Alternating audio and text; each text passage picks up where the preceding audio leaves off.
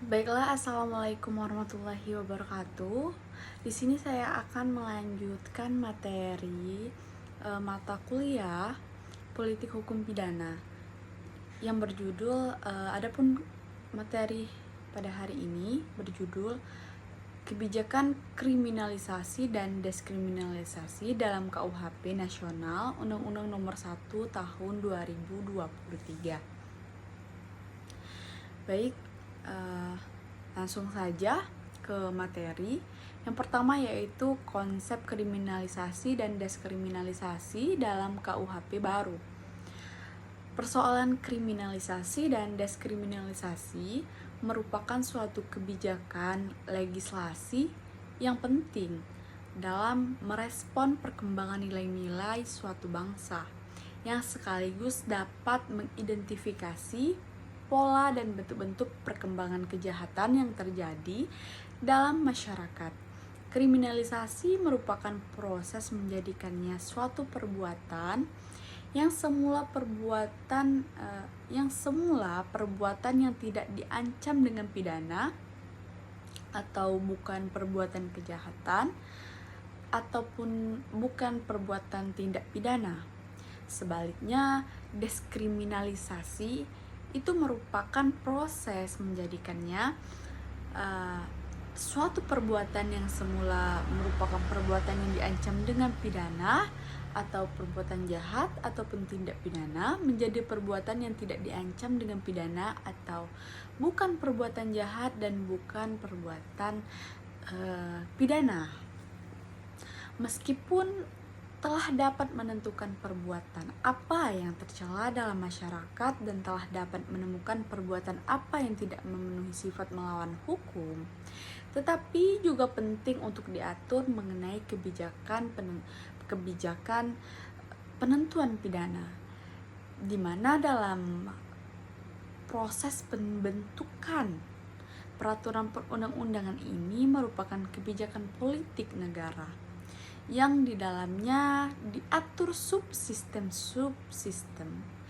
Berarti di dalamnya itu diatur subsistem sehingga terwujudnya penegakan hukum. Sehingga upaya sinkronisasi dan harmonisasi dalam pembentukan hukum itu sangat penting untuk dilakukan dan para penegak hukum dalam menegakkan hukum menjadi lebih optimal sehingga kepastian hukum dapat terwujud dalam politik hukum nasional.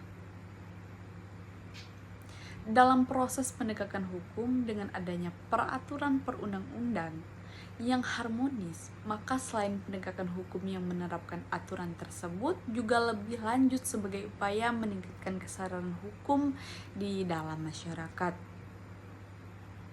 Sehingga subsistem hukum ini, yakni substansi hukum, struktur hukum dan budaya hukum dapat berjalan secara integral dan satu kesatuan dalam mewujudkan penegakan hukum yang berkeadilan. Untuk mendukung hal tersebut, sebagaimana dalam kebijakan kriminal terdapat dua cara, yakni upaya penal dan non-penal. Sehingga apabila dihubungkan dengan kriminalisasi dan deskriminalisasi, maka upaya non-penal harus lebih dikedepankan karena menunjukkan upaya-upaya preventif tentunya yang lebih humanis dan merupakan sarana optimal dalam upaya pencegahan terjadinya tindak pidana dibandingkan dengan sarana penal yang tidak menunjukkan efek jerah. Hal ini terwujud dari tingginya angka kriminalisasi dan over kapasitas lembaga pemasyarakatan. Kemudian dalam memahami KUHP tidak dapat dipisahkan dengan memahami kriminalisasi dan deskriminalisasi tentunya, di mana kriminalisasi merupakan suatu penetapan perbuatan yang dikualifikasikan sebagai tindak pidana di mana memiliki sanksi hukum sebagai akibat dari perbuatannya atau dari apa yang mereka perbuat. Sementara deskriminalisasi merupakan penetapan yang semula merupakan tindak pidana menjadi bukan sebagai tindak pidana. Oleh karena itu, terhadap kriminalisasi dan deskriminalisasi tidak dapat dipisahkan dari pemahaman sel-sel pemidanaan yang menentukan sanksi pidana apa yang paling tepat untuk diberikan. Kemudian kebijakan kriminalisasi dalam KUHP baru. Kebijakan kriminal pada hakikatnya merupakan penanggulangan kejahatan sekaligus satu kesatuan dengan upaya perlindungan masyarakat dan upaya mencapai kesejahteraan rakyat. Dengan kata lain, tujuan final dari politik kriminal adalah perlindungan masyarakat untuk mencapai kesejahteraan masyarakat. Untuk mewujudkan hal tersebut, maka dalam upaya penegakan hukum, jaminan dan perlindungan HAM diwujudkan dengan tujuan untuk memberikan kepastian hukum bagi seluruh warga negara Indonesia tentunya, sehingga badan-badan peradilan yang melaksanakan penegakan hukum diberikan hak dan kewajiban untuk menjadikan kemanfaatan hukum bagi masyarakat, sehingga setiap hasil penegakan hukum memberikan maslahat bagi kehidupan berbangsa dan bernegara.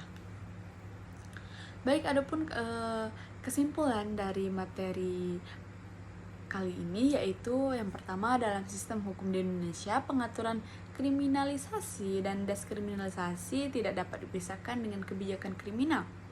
Oleh karena itu, hukum pidana harus mampu bersifat visioner dan merupakan aspiratif bagi masyarakat luas dari sisi kepastian hukum, keadilan, dan kemanfaatan. Kemudian pengaturan kriminalisasi dan deskriminalisasi dalam sistem hukum di Indonesia ini di masa yang akan datang yaitu lebih selektif dalam menentukan atau mengklasifikasikan perbuatan sebagai tindak pidana. Hal ini akan menjadi optimal apabila didukung dengan melakukan sinkronisasi dan harmonisasi terhadap peraturan perundang-undangan serta mekanisme atau judicial review sebagai upaya deskriminalisasi. Namun dalam mewujudkan hal tersebut terdapat berbagai tantangan, yakni di Indonesia sebagai negara kepulauan. Baik, sekian materi ketiga mengenai kebijakan kriminalisasi dan deskriminalisasi dalam KUHP nasional Undang-Undang Nomor 1 Tahun 2023. Baik, mungkin itu saja yang dapat saya sampaikan. Lebih dan kurangnya saya mohon maaf. Wassalamualaikum warahmatullahi wabarakatuh. Untuk materi selanjutnya akan disampaikan di video berikutnya.